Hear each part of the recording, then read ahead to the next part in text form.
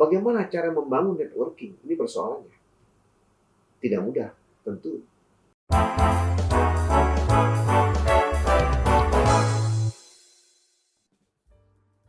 Salam Imam Hardo Insight to improve your mindset. Dalam kesempatan kali ini, kelanjutan dari soal soft skill yang ingin saya bagi sama Anda adalah bagaimana Anda mengembangkan networking. Networking adalah jaringan pertukaran informasi dan tempat berkomunikasi rekan seprofesi untuk mengembangkan kemampuan dan keterampilan masing-masing. Adapun tujuan adanya networking ini adalah untuk menambah wawasan Anda, memperluaskan jaringan rekanan Anda, atau juga yang diperlukan untuk bekerja maupun untuk berusaha Anda. Dengan punya jaringan yang baik, Anda bisa berkolaborasi satu sama lainnya.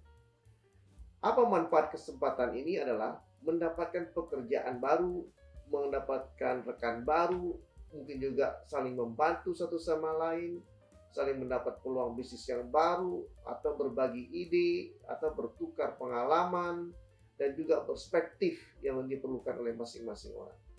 Di samping itu, juga untuk memperkuat personal branding Anda. Dengan demikian, Anda semakin punya kemampuan komunikasi yang lebih baik, keterampilan lebih baik, keahlian yang lebih baik. Untuk apa? Untuk mengembangkan kemampuan diri Anda. Jadi, capability dan capacity Anda. Yang selanjutnya adalah bagaimana cara membangun networking. Ini persoalannya. Tidak mudah, tentu. Tapi Anda harus belajar. Ada 5 hal yang saya bagi dengan Anda. Yang pertama adalah fokus pada sasaran. Siapa yang ingin menjadi rekanan network Anda? Ini harus betul-betul mempelajari siapa dia, bagaimana dia, kemudian apa usahanya, apa yang Anda perlu ketahui dari dia, apakah manfaatnya juga buat Anda. Kalau Anda sudah mengenal dengan baik, Anda mengerti dengan baik, Anda mulai melakukan pendekatan kepada beliau, bagaimana cara melakukannya itu. Mulailah dari apa yang disukai, apa yang menjadi hobinya, apa menjadi kesukaannya, apa menjadi kebiasaan-kebiasaannya. Dengan demikian adalah entry point Anda akan lebih mudah untuk memulai berkomunikasi, untuk menggali kelebihan-kelebihan beliau, untuk bertanya, dan juga untuk mungkin bisa berkolaborasi suatu saat. Karena bagaimanapun target audiensnya harus fokus, betul-betul Anda pelajari siapa dia sebenarnya. Ya, jadi kalau Anda tidak bisa mencarinya, cari di Google, tidak kenal di Google, cari dari temannya, jadi tahu siapa dia, di mana sekolahnya, bagaimana pendidikannya, bagaimana rekan-rekannya dan sebagainya. Anda kalau berusaha dan kalau mau pasti bisa untuk mengenal target audiens Anda ini siapa yang menjadi rekanan yang akan dijadikan target networking Anda. Jadi fokus pada target. Kemudian yang kedua, Anda harus percaya diri. Banyak kali kelemahan orang-orang baru atau orang-orang yang belum punya kemampuan tinggi menghadapi orang-orang yang punya kapasitas tinggi, itu akan ada gap, sepertinya ada kesulitan. Jadi kurang percaya diri, nggak perlu. Jangan minder. Anda harus punya keyakinan. Mungkin harus tanamkan dalam diri Anda bahwa suatu saat saya adalah pengusaha sukses atau orang yang sukses di masa depan. Mereka ini masa sukses saat sekarang.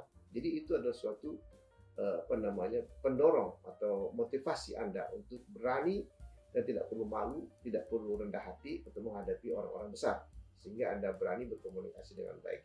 Yang terpenting Anda pelajari bagaimana cara berkomunikasi, cara bertanya, cara menggali, cara menghargai dan respect, menghormati orang lain. Karena dengan penghormatan itu orang lain lebih senang berbicara dengan Anda. Jadi Anda mulai mengerti bagaimana etika berkomunikasi dengan baik. Itu harus dijaga betul. Jadi Anda harus belajar bagaimana menggali berkomunikasi lebih baik dengan target audiens Anda. Jadi harus dengan percaya diri. Kemudian yang ketiga, salah satunya adalah Anda harus mengikuti banyak kegiatan, apa saja. Kalau di mahasiswa, kegiatan mahasiswa banyak sekali, ikutin aja, pasti banyak temannya. Kalau Anda di luar itu, Anda bekerja, mulai ada profesi, ikutin aja profesi apapun yang berkaitan dengan keahlian dan keterampilan Anda. Jadi dengan banyak berorganisasi itu akan memudahkan Anda, akan banyak teman, berkomunikasi dan berinteraksi satu sama lainnya. Karena dengan banyak mengikuti kegiatan itu akan mengajarkan Anda banyak karakter-karakter yang ditemui, banyak jaringan, banyak teman dan sebagainya. Dengan demikian suatu saat Anda perlu saling berkomunikasi, saling bertukar informasi, akan memudahkan Anda untuk saling menggali, saling mencari tahu, dan mungkin saling membutuhkan suatu saat nanti. Ya. Jadi harus aktif mengikuti banyak kegiatan-kegiatan atau kelompok-kelompok apapun atau profesi apapun yang mungkin tertarik yang berkaitan dengan profesi yang Anda kembangkan. Ya. Kemudian yang keempat, itu adalah Anda harus mengenal orang lain lebih dekat dan lebih dalam. Jadi mengenal orang itu tidak mungkin dengan sekali ketemu. Sekali ketemu baru dapat kulitnya, siapa dia dan bagaimana dia. Suatu saat minta lagi waktu lebih dalam dan lebih jauh. Bagaimana bisa tahu dia, apa sih kesukaan dia, apa sih yang ketertarikan yang mengembangkan bisnis ini, apa sih yang mendorong dia, apa sih kelebihan kekuatan pada saat itu dia mengembangkan dan sebagainya. Jadi banyak belajar dari keberhasilan orang, tapi juga nggak kalah pentingnya belajar dari kegagalan orang. Apa gunanya? Kita belajar untuk tidak melakukan kegagalan atau kesalahan lagi. Dan belajar sukses adalah mengikuti saja, tinggal mengcopy paste apa yang orang sudah lakukan dengan baik, kita ikuti coba kayak seperti itu. Jadi inilah pelajaran yang kita dapatkan apabila kita mengenal orang lebih dalam dan lebih jauh.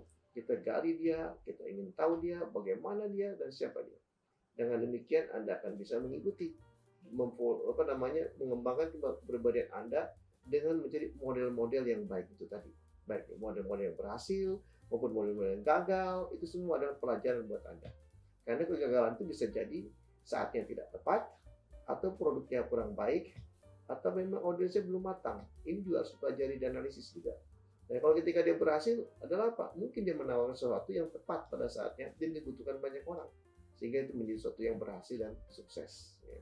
Kemudian yang kelima, itu adalah bagaimana Anda menggunakan sosial media untuk menyebarluaskan kemampuan dan keterampilan Anda tadi. Dengan demikian Anda banyak kenal orang, akan banyak orang ingin berteman dengan Anda, ingin bergaul dengan Anda, bertukar informasi, atau juga mengembangkan usaha baru, mengembangkan kolaborasi dan sebagainya. Karena tujuannya adalah bagaimana Anda dikenal, lebih dikenal lagi kemampuan dan keterampilan Anda, agar semua orang bisa memahami dan mengerti. Ya, dengan demikian Anda sudah berhasil mengembangkan networking yang baik. Nah, dimulai dari mana persoalannya? Untuk memudahkan, ada beberapa hal yang harus Anda pelajari. Yaitu Anda harus memulai dari teman atau dari keluarga dulu. Keluarga yang terdekat. Baik dari keluarga itu, keluarga orang tua, ayah, paman, semua. Itu harus dikenal mereka. Dengan demikian Anda punya jaringan mencari tahu apa sih kelebihan paman, apa sih kelebihan tante dan sebagainya. Semua adalah mengembangkan dari kemampuan-kemampuan yang ada di keluarga besar Anda. Ya, jadi cari tahu kekuatan dan kelemahan mereka. Mungkin Anda bisa manfaatkan untuk berkolaborasi atau untuk bekerja sama atau untuk minta informasi atau minta masukan dan sebagainya. Jadi kembangkan networking itu mulai dari keluarga besar Anda. Dan kedua, baru mulai dengan teman. Teman itu adalah teman sekolah, teman permainan, teman satu profesi, teman hobi, teman olahraga, semua teman. Teman apa saja, macam-macam Anda bisa buat teman. Artinya dimanapun Anda berada, bergaul dan berteman. Jadi jangan sampai Anda diam sendiri saja, tapi juga Anda harus berteman dimanapun Anda beraktivitas. Itu adalah Anda kembangkan dan carilah teman yang mungkin sejiwa, sehati, atau mungkin satu pikiran. Dengan demikian Anda bisa mengembangkan usaha bersama atau bisa juga bekerja bersama-sama. Kemudian yang ketiga, juga Anda harus mencari referensi dari orang terdekat Anda. Kadang-kadang kita perlu mengenal seseorang, tapi kita sulit. Nah, kita perlu referensi dari orang yang Anda kenal terlebih dahulu, atau yang telah menggunakan jasa Anda, atau telah menggunakan produk-produk Anda. Dengan demikian mereka bisa merekomendasi kepada orang lain untuk mendapat jaringan yang lebih luas lagi, untuk bisa mempromosikan atau memasarkan produk Anda lebih banyak lagi. Ya. Kemudian yang berikutnya adalah Anda harus tetap mengembangkan keahlian Anda, profesi Anda itu di dunia industri Anda. Itu namanya industry connection. Jadi bagaimana di industri itu Anda tetap eksis, tetap banyak berhubungan, tetap banyak berkomunikasi. Sehingga suatu saat nanti kalau Anda diperlukan oleh perusahaan lain dalam jaringan bisnis yang sama, itu lebih mudah pertukaran-pertukaran seperti itu. Karena sudah saling mengenal, sudah saling tahu, dan juga Anda juga harus berprestasi di tempat Anda saat ini. Dengan demikian Anda bisa menjadi orang yang diperlukan di mana-mana. Karena jaringan industri connection itu juga harus dibina. Karena itu jangan lupa aktif di sana untuk bisa banyak teman lagi. Kemudian yang terakhir adalah Anda harus coba mengenal, mendekati namanya key influencer.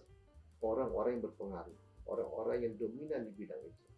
Anda harus keluar, Anda harus datangi, Anda harus berusaha untuk bisa bersilaturahmi, berkomunikasi. Tujuannya apa?